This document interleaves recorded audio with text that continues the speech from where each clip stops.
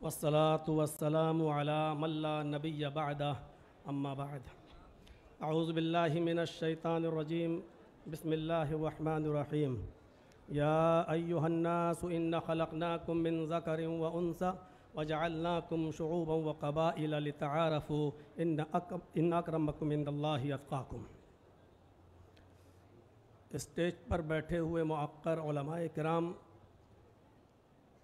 اور معزز سامعین حضرات جو ہندوستان کے گوشے گوشے اور چپے چپے سے تشریف لائے ہوئے ہیں، آل انڈیا اہل حدیث کانفرنس جو 35ویں آپ جو اس میں سماعت فرما رہے ہیں، اس میں شرکت کیے ہوئے ہیں، اس کا موضوع جو رکھا گیا ہے احترام انسانیت اور مذاہب عالم، یہ اپنے نوعیت کا بڑا حساس موضوع ہے اور تمام خطباء نے اسی موضوع پر گفتگو کی ہے۔ اللہ تبارک و تعالیٰ نے ساری انسانیت کو ایک کنبے سے، ایک قبیلے سے، خاندان سے جوڑا ہے۔ آپ اس بات کا اندازہ قرآن کی آیت سے لگا سکتے ہیں جو میں نے خطبے کے بعد آپ کے سامنے پڑھی ہے۔ اس کے اندر اللہ تبارک و تعالیٰ نے ساری دنیا کے انسانوں کو آپس میں بھائی بھائی قرار دیا ہے۔ بتایا یا ایھا الناس انا خلقناکم من ذکر و انثی، اے لوگو، ساری کائنات کے انسانوں کو مخاطب کر کے کہا کہ اے ساری دنیا کی مانو ذاتی، اے انسانوں، ہم نے تم کو ایک مرد اور ایک عورت سے پیدا کیا ہے اور ہم نے تمہارے شعبے اور قبیلے بنا دیے ہیں، اور اس کی وجہ یہ ہے کہ لتعارفوا، تاکہ تم ایک دوسرے کو پہچان سکو۔ تو یہ کہا کہ یا ایھا الناس انا خلقناکم من ذکر و انثی، ہم نے ساری انسانیت کو، سب کو ایک مرد اور ایک عورت سے پیدا کیا ہے۔ تم سب کا باپ ایک ہے، تم سب کی ماں ایک ہے، تم سب کا باپ آدم اور تم سب کی ماں ایک حوا، جس کو آپ آشو کہہ لیں، ہیووتی کہہ لیں، شتروپا، تم سب ایک ہی باپ کے اور ایک ہی ماں کے بیٹے ہو، یعنی تم سب آپس میں بھائی بھائی ہو۔ قرآن کریم کی ایک آیت ہم اور آپ کے سامنے پڑھ رہے ہیں، اس سے آپ اندازہ لگا سکتے ہیں کہ اللہ تبارک و تعالیٰ نے فرمایا کہ تم کسی بھی مذہب کے یا کسی بھی مکتبہ فکر سے تمہارا تعلق ہو، لیکن عدل و انصاف کا جب معاملہ آئے، نیائے کا، ججمنٹ کا جب معاملہ آئے، تو اس میں تم کسی کو یہ نہیں دیکھو گے یہ کون ہے، کس دھرم سے ہے، کیا ہے۔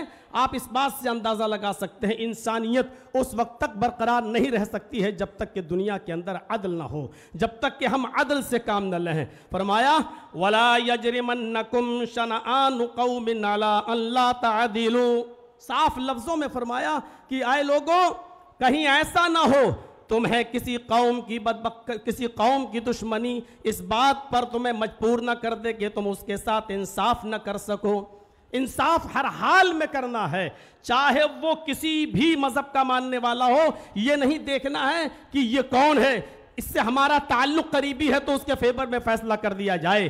اسلام کی تاریخ کا اگر آپ مطالعہ کریں گے تو ایسے ایسے مناظر آپ کے سامنے آئیں گے کہ حضرت علی رضی اللہ تعالیٰ عنہ کے زمانے میں ایک یہودی مجرم ثابت ہو گیا اور اس کو کوڑے لگانا تھے، لہٰذا حضرت علی رضی اللہ تعالیٰ عنہ نے حکم دیا کہ اس یہودی کو کوڑے لگائے جائیں، اور کوڑے لگانے والا حضرت علی کا غلام تھا قمبر، اس نے کوڑے لگائے، کوڑے لگانے میں کنفیوز ہو گیا کہ ہم نے اس کو 9 کوڑے مارے ہیں یا 10 مارے ہیں، لہٰذا اس نے یہ سوچ کر کہ 9 ہی لگے ہوں گے، ایک کوڑا اور مار دیا۔ جب اس کو کوڑا لگ گیا تو پھر اس نے حضرت علی رضی اللہ تعالیٰ عنہ سے کہا کہ امیر المومنین، آپ کے خادم نے، آپ کے غلام نے ایک کوڑا مجھے زیادہ مارا ہے اور مجھے اس کا انتقام چاہیے۔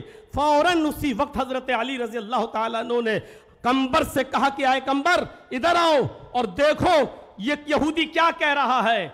قمبر نے اعتراف کیا کہ ہاں امیر المومنین، مجھے شک ہے، پتہ نہیں 9 مارے تھے یا 10، تو یہ سوچ کر کہ 9 ہی مارے ہوں گے، ایک اور میں نے مار دیا، مجھے اعتراف ہے اس بات کا کہ ہو سکتا ہے کہ ایک کوڑا زیادہ لگ گیا ہو۔ حضرت علی نے فرمایا اب تم کھڑے ہو جاؤ، اور اس یہودی سے کہا کہ کوڑا لو اپنے ہاتھ میں، اور اس یہودی سے کہا کہ اب تم اپنا انتقام لے لو، بدلہ لے لو، اور ایک کوڑا اس یہودی نے مارا حضرت علی کے غلام۔ میں کہنا یہ چاہتا ہوں انسانیت اسی وقت محفوظ رہ سکتی ہے، اس کا تحفظ اسی وقت ہو سکتا ہے جب آپ عدل سے کام لیں گے، اور جہاں عدل و انصاف ختم ہوا وہاں انسانیت بھی مجروح ہوگی، انسانیت کا بھی خون ہوگا۔ اس لیے ہر حال میں اگر آپ یہ چاہتے ہیں کہ انسانیت مجروح نہ ہو، انسانیت محفوظ رہے، تو آپ کو عدل و انصاف قائم کرنا ہوگا، اور جتنا زیادہ عدل ہوگا دنیا میں اتنا ہی زیادہ امن ہوگا۔ آپ کو شاید یاد ہوگا حضرت علی رضی اللہ تعالیٰ عنہ نے بھی ایک یہودی کے خلاف مقدمہ دائر کر دیا تھا قاضی شریح کی عدالت میں کہ میری ایک زرہ ایک یہودی کے پاس ہے، اور جب یہودی کو پیش کیا گیا تو یہودی نے کہا وہ زرہ میری ہے۔ حضرت علی سے کہا گواہ پیش کرو۔ حضرت علی نے جو گواہ پیش کیے تھے شرعی اعتبار سے ان گواہوں کی کوئی حیثیت نہیں تھی۔ قاضی شریح نے امیر المومنین حضرت علی کے خلاف فیصلہ سنایا، یہ کہتے ہوئے کہ اے علی، آپ نے جو گواہ پیش کیا ہے وہ آپ کا بیٹا ہے، اور شریعت محمدی کے اندر بیٹے کی گواہی باپ کے حق میں تسلیم نہیں کی جاتی ہے۔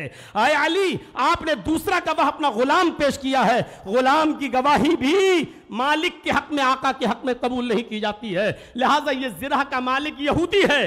حضرت علی کے خلاف فیصلہ سنایا۔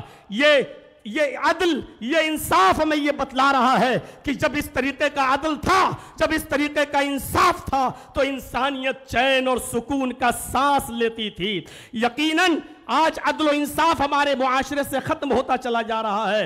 وہ ملک شام کا وہ واقعہ بھی ہمارے اور آپ کے سامنے آنا چاہیے کہ حضرت عمر فاروق جب ملک شام گئے تو ایک 12 سال کے یہودی بچے نے عمر ابن عاص کے بیٹے کے خلاف شکایت کی کہ امیر المومنین، ہمیں عمر ابن عاص کے اس بچے نے، عمر ابن عاص کے اس یہودی نے کہا کہ عمر ابن عاص کے بیٹے نے ہمیں کو کوڑا مارا ہے، میرا گھوڑا اس سے آگے نکل گیا تھا ریس میں۔ حضرت عمر فاروق نے یہ سنا تو فوراً غصے سے لال پیلے ہوئے حضرت عمر ابن عاص سے کہا کہ یہ کیا ہو رہا ہے۔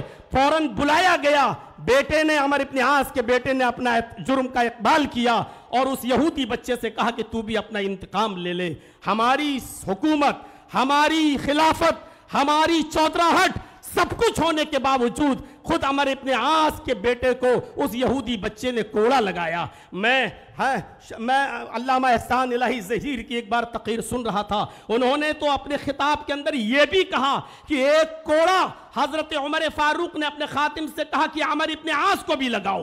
جب عمر ابن عاص کو کوڑا لگا تو انہوں نے پوچھا کہ مجھے کیوں کوڑا مارا جا رہا ہے، میرا کیا قصور ہے؟ تو فرمایا تمہارا قصور یہ ہے کہ تم نے اپنے بیٹے کو صحیح تربیت نہیں دی ہے۔ اگر تم نے اپنے بیٹے کو صحیح تربیت دی ہوتی تو تمہارا بیٹا ناجائز کسی یہودی بچے کو کوڑا نہیں مارتا۔ یہ تحفظ انسانیت کا میرے بھائیوں وہ دور تھا جب عدل تھا، جب انصاف تھا، تو اس طریقے سے ہمارے معاشرے اور سماج اور سوسائٹی کے اندر انسانیت کا تحفظ تھا۔ آج ذرا آپ اپنے علاقوں میں دیکھیں، اپنے ملک کی بات تو چھوڑ دیجئے، کسی ایک چھوٹی بستی کے اندر بھی آپ کو عدل کے یہ نمونے نہیں ملیں گے، عدل کی یہ چیزیں آپ کے سامنے نہیں آئیں گی۔ قرآن کریم تحفظ انسانیت کے سلسلے میں اتنی عظیم بات کہتا ہے۔ میں جانتا ہوں جن لوگوں نے دیگر ادیان کا مطالعہ کیا ہوگا ان کو اچھی طریقے سے معلوم ہوگا کہ اس طریقے کی کوئی بات دوسرے مذہب میں اس کا عشر بھی نہیں ملے گا، 10واں حصہ بھی نہیں ملے گا۔ من قتل نفسا بغیر نفس او فساد فکأنما قتل الناس جميعا، جس نے کسی ایک انسان کو قتل کر دیا، نفس واحد کا قتل کیا، ہندو مسلم کی قید نہیں، کسی ایک انسان کو اگر قتل کر دیا تو قرآن کہتا ہے، یہ ہمارے اسلام کے اصول اور ضابطوں میں شامل ہے، صاف طور پر اللہ تبارک و تعالیٰ نے فرمایا کہ اس قاتل کو یہ جان لینا چاہیے کہ وہ صرف نفس واحد کا قاتل نہیں ہے، وہ ایک انسان کا قاتل نہیں ہے۔ فَكَأَنَّمَا قَتَلَ النَّاسَ جَمِيعًا، وہ ساری انسانیت کا قاتل ہے۔ ذرا تصور کریں، اس سے اگر مسئلے نکالیں تو بہت کچھ نکالے جا سکتے ہیں۔ ایک انسان کا قتل पूरी दुनिया की इंसानियत का कत्ल। यानी अगर आपने किसी एक इंसान को उसकी माँ की गाली दे दी तो आप उस अकेले को गाली नहीं दे रहे हैं, पूरी सारी कायनात की इंसानियत की माँ को आप गाली दे रहे हैं। अगर आपने किसी एक इंसान को सताया तो सारी कायनात के इंसानों को आप सता रहे हैं। यह है इस्लाम का तहफ़्फ़ुज़ इंसानियत का निज़ाम। इंसानियत को इतना ज़्यादा उरूज दिया है और इतना ज़्यादा अहमियत दी है कि हर इंसान को सोचना चाहिए। जब माहौल ख़राब होते हैं तो जंगें भी होती हैं। अगर आप हमारे मुल्क पर कोई टेढ़ी नज़र डाल के देखें तो क्या हमारा मुल्क खामोश बैठा रहेगा? होता है। इस्लामी दौर में भी जंगें हुई, लेकिन ताज्जुब करेंगे आप। सोचिए और समझने की कोशिश कीजिए कि अल्लाह के नबी सल्लल्लाहु अलैहि वसल्लम के ज़माने में भी जंगें होती थीं, लेकिन आपको ये मालूम होना चाहिए कि उन जंगों के अंदर भी कितनी पाबंदी थी कि मोहम्मद रसूलुल्लाह ने कहा अगर आपको लोग मजबूर ही कर दें और लड़ने पर आप आमादा ही हो, उसके अलावा कोई चारा ना हो तो तुम जंग करो, लेकिन याद रखना इस जंग के अंदर भी तुम्हारे लिए उसूल है, और उसूल यह है कि तुम किसी बूढ़े के ऊपर तलवार नहीं चलाओगे, तुम किसी औरत के ऊपर तलवार नहीं चलाओगे, ये तुम किसी मासूम बच्चे की गर्दन पर तलवार नहीं चलाओगे। ये उसूल और ये ज़ाब्ते बताए हैं। ये नबी अकरम का ये फरमान पूरी दुनिया की इंसानियत को सोचना चाहिए कि आज इजराइल किस तरीके की बमबारी कर रहा है और नाजायज तौर पर फिलिस्तीन के मासूम बच्चों को मार रहा है, कत्ल कर रहा है, औरतों को मार रहा है या बेवा कर रहा है।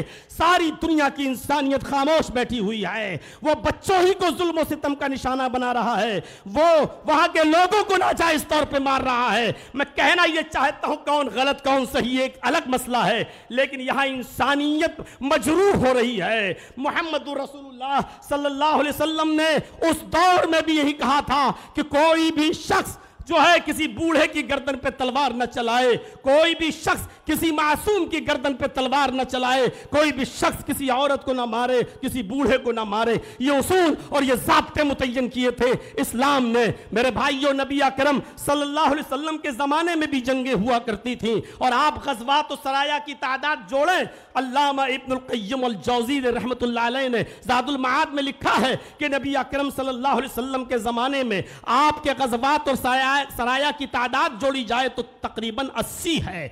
54 तो वो ग़ज़वात है जिसमें नबी अकरम शामिल हुए, और 26 वो जिसमें आप शरीक नहीं हो सके। तो 80 ग़ज़वात और सराया में अगर देखा जाए तो जो लोग मारे गए उनकी तादाद थी 1018। 80 जंगों में वो भी गैर मुस्लिम और मुसलमान दोनों को जोड़ा जाए 1018। अगर 80 से डिवाइड कर दो तो 13-14 भी एक जंग में नहीं पड़ रहे हैं। तो ये थी तहफ़्फ़ुज़ इंसानियत का मेरे भाइयों एक मायार जो इस्लाम ने मुतय्यन किया है। अल्लाह तबारक व तआला से दुआ है कि बारे इलाह हमारी ख़ताओं को माफ़ फरमा कर हमें इंसानियत के तहफ़्फ़ुज़ की बका के लिए हमें कोशिश करने वाला बना दे। वमा अलैना इल्लल बलागुल मुबीन व आखिरु दावाना अनिल हम्दुलिल्लाहि रब्बिल आलमीन। अस्सलामु अलैकुम व रहमतुल्लाहि व बरकातुहू।